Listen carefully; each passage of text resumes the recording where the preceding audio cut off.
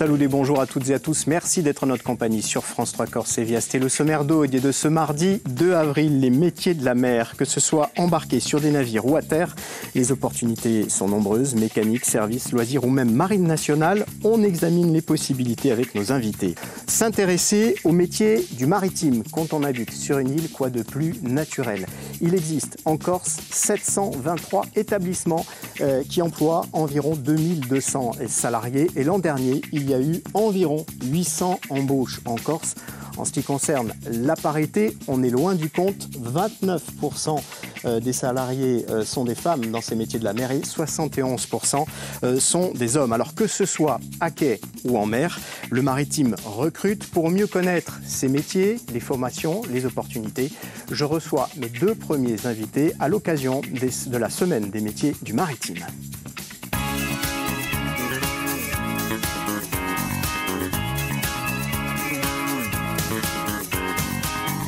Et pour parler de ces très beaux métiers de la mer, je reçois donc Catherine Guillain. Bonjour. Bonjour. Vous êtes cofondatrice d'Oufanal, une société qui fabrique des bateaux en Corse. Vous allez nous raconter tout ça. Et à vos côtés, Jean-Camille Lovig. Bonjour. Vous êtes responsable d'équipe à France Travail. Alors Catherine Guillain, Oufanal, qu'est-ce que c'est? Comment a débuté cette aventure et comment s'est développée cette entreprise? Donc au-delà de la marque de bateau, Oufanal, c'est effectivement une aventure qui démarre avec la crise de 2008, avec mes associés Jean-Jacques et Pierre-André Paoli. Nous vendions des bateaux qui venaient d'Italie, qui étaient donc une marque italienne. Malheureusement, en 2008, le chantier est repris par d'autres propriétaires qui vendent la marque sur laquelle on avait travaillé à d'autres personnes encore. Donc on se retrouve à travailler avec des gens avec qui on n'a pas choisi de travailler, qui ne viennent pas du nautisme, à recommencer tout un travail de notoriété de la marque. Et comme toujours, de l'adversité naissent les idées. Et de là, on commence à se dire, si on créait notre propre marque, au moins tout le travail de communication serait conservé et on pourra développer les partenariats qu'on souhaite, c'est-à-dire travailler avec les professionnels qu'on choisit en fonction de leurs compétences. Et avec, en arrière-plan, cette petite idée d'amener une partie de la production en Corse. Alors justement, vous avez réussi, avec cette petite idée, à implanter cette production en Corse. Quelle est la situation aujourd'hui? Qu'est-ce que vous produisez? Différentes gammes? Alors, au départ, on a fait essentiellement des bateaux semi-rigides. Donc, vous voyez, c'est les bateaux avec des boudins. La gamme est donc composée de 6 bateaux de 6 à 10 mètres. Et cette année, on a lancé une première coque parce qu'on cherchait à faire un bateau aussi qui était plus accessible, puisque c'est vrai que la difficulté un petit peu du nautisme maintenant, c'est que les matières premières ont vraiment flambé. Donc, on voudrait garder aussi des bateaux qui soient, que la mer reste accessible au plus grand nombre. Produire en Corse, ça veut dire donc embaucher sur l'île. De quel type de besoins avez-vous? Alors, j'ai envie de dire, comme toutes les entreprises, en fonction de l'évolution et du développement de l'entreprise, les besoins évoluent. Au départ, évidemment, comme on a commencé, les carènes arrivaient nues en Corse et on faisait tout l'assemblage ici, on a commencé par chercher des personnes compétentes pour faire l'assemblage. Ensuite, comme on transporte les carènes d'Italie en Corse, on a eu besoin d'un chauffeur poids lourd. Et maintenant, on est en train d'essayer de développer toute la filière du collage. C'est-à-dire que ces flotteurs, ils n'arrivent pas tout seuls, il faut les confectionner, il faut les poser sur les bateaux. Et au-delà de ça, il faut pouvoir les renouveler aussi. Ça, c'est tout un enjeu écologique. Tous ces bateaux ne peuvent pas être mis au rebut quand le flotteur commence à être usé par le soleil. Donc, c'est vrai que nous, on cherche maintenant des colleurs, certains avec certaines compétences, mais comme c'est une filière qui n'est pas très développée, on cherche aussi à former des gens. C'est combien de salariés environ aujourd'hui au Oufanal? C'est assez peu de salariés, on est 5 à l'heure actuelle. Alors, Oufanal, c'est une illustration de ce que proposent justement ces métiers de la mer, Jean-Camille Lovig, mais il y a d'autres possibilités, lesquelles? Oui, alors outre la réparation, la construction aval, il y a la possibilité aussi de personnel embarqué comme on l'a sur nos compagnies de ferry, donc pour pouvoir servir à bord, un personnel d'hôtellerie, on va dire, embarqué. Il y a de la vente de produits liés au nautisme. Il y a tout ce qui concerne la plaisance, il y a aussi ce qui concerne la pêche.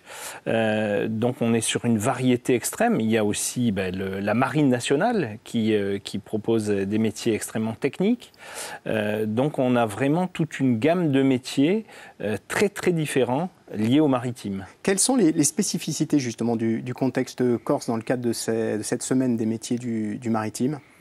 Qu'on présente tout, en fait, tous ces métiers-là sont représentés sur l'île. On a nos 1000 km de côte, on va dire, où on a de la plaisance, on a de la pêche, on a de grandes liaisons maritimes, et que donc tous ces métiers se retrouvent partout sur l'île. Quel est le rôle de France Travail dans la promotion de ces métiers ? Peut-être de dépasser la connaissance qu'on a du métier un peu livresque pour aller voir ce que c'est à travers des immersions, à travers des actions de formation préalables au recrutement. Donc de passer le cap soit de découvrir sur place, soit carrément de se former à certains modules avec l'employeur, à la main de l'employeur. Quelles sont les principales offres du moment, les opportunités éventuellement à saisir ? Alors aujourd'hui, c'est principalement donc les compagnies de ferry qui recrutent pour avoir du personnel embarqué. Donc ça, c'est un effort très important encore qui a commencé ce printemps et qui se continue.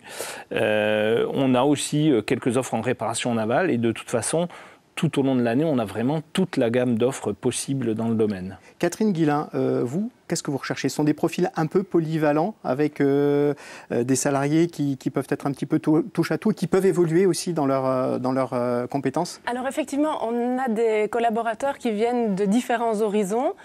Maintenant, il faut reconnaître que c'est quand même important d'avoir une certaine base et certaines connaissances au niveau du nautisme. Je vais prendre un exemple très concret. Notre responsable d'atelier, il est aussi capitaine de sang. Alors on pourrait se dire, c'est vrai que pour assembler les bateaux, pour monter les charnières, faire un circuit électrique, il n'y a pas besoin de ça. Sauf que ça veut dire que tout ce qui monte, tout ce qu'il fait sur le bateau, il a une idée de ce à quoi ça va servir.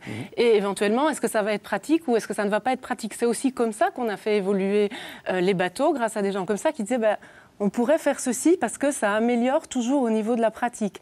Donc c'est vrai qu'avoir une base de connaissances de terrain, c'est quand même toujours important pour l'outil final. Le capitaine de sang, on le précise, c'est en quelque sorte un permis pour pouvoir accueillir de skippage. Oui. Une dernière question avec vous, Catherine. Pour se lancer dans ce secteur de l'industrie nautique, qu'est-ce que vous diriez aux jeunes ? Je leur dirais qu'il faut oser. La mer de tout temps, ça a fait rêver, ça fait encore rêver. Je pense qu'il y a encore des très très beaux challenges à relever. Les métiers du nautisme, ce sont des métiers qui, c'est vrai, sont parfois difficiles, qui sont difficiles physiquement, je veux dire, qui sont techniques, mais il ne faut pas hésiter à se former, il faut apprendre. Ce sont aussi des savoir-faire, donc ce sont des beaux métiers de l'artisanat. Et il faut donc se lancer, se former. Il ne faut pas hésiter à venir à des initiatives comme celles que France Travail organise pour rencontrer d'autres professionnels. Et puis je les invite aussi à venir nous voir, soit à l'atelier, soit à la journée qu'on organise le 18 mai à Bonifacio pour présenter le travail qu'on fait. Merci beaucoup Catherine Guillain-Douvanal. Vous allez céder votre place à Sébastien Vintour, chef du CIRFA Marine Nationale.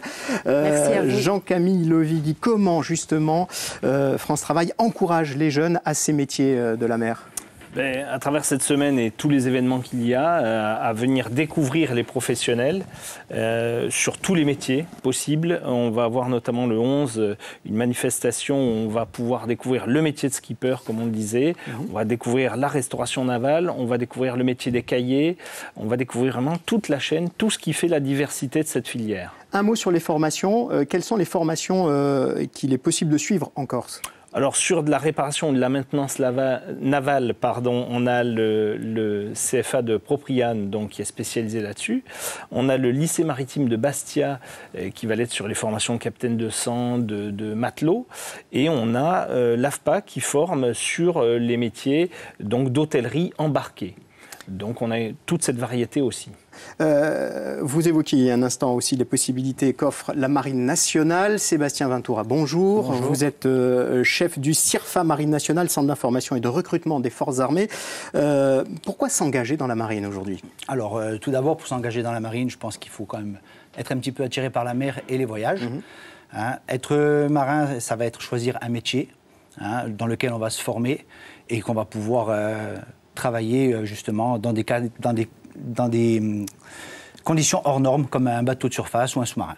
Quels sont les différents métiers possibles aujourd'hui au sein de la Marine ? Alors, il y a de nombreux métiers. On a 80 métiers dans 14 domaines d'emploi, que ce soit de l'administratif, de la sécurité, de la mécanique ou de l'opération navale. À partir de quel âge est-il possible de s'engager et avec quel niveau ? Alors, c'est possible de s'engager dans la Marine nationale à partir de 16 ans jusqu'à 30 ans. Hein, et on recrute à compter de niveau 3e jusqu'à un bac plus 5. Si on n'a pas de formation, il est possible quand même de s'engager? Oui, tout à fait. C'est possible de s'engager. Nous possédons 4 grandes écoles dans lesquelles nous allons former les futurs marins. Hein, et quelqu'un qui rentre sans diplôme aujourd'hui peut terminer avec un bac plus 2 dans quelques années. Quels sont les contrats possibles? Alors, les contrats, ça va de 2 ans à 10 ans et ils sont tous renouvelables.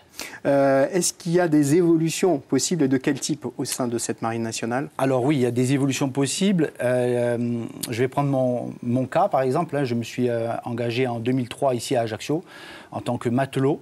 Donc matelot, c'est le grade le plus bas dans la Marine nationale, en gestionnaire de ressources humaines. J'ai effectué mon travail, j'ai été récompensé, j'ai pu aller à des cours qui me permettent aujourd'hui d'être premier maître.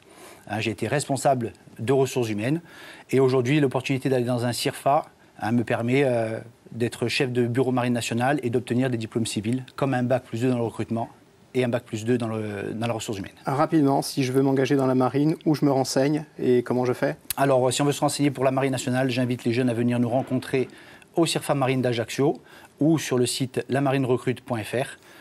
Et on sera très content de les conseiller et de les informer. Un dernier mot avec vous, Jean-Camille Lovig. Quels conseils donneriez-vous justement pour se lancer dans ces métiers du maritime?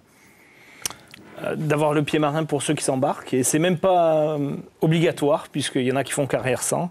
Et puis surtout, d'avoir la soif de découvrir tout ça. Et la filière offre beaucoup d'opportunités. Sébastien Moutour, vous confirmez, on n'est pas obligé d'avoir le pied marin pour s'engager? Oui, je confirme. Merci beaucoup à tous les deux de nous avoir éclairés sur ces métiers de la mer à l'occasion de cette semaine des métiers du maritime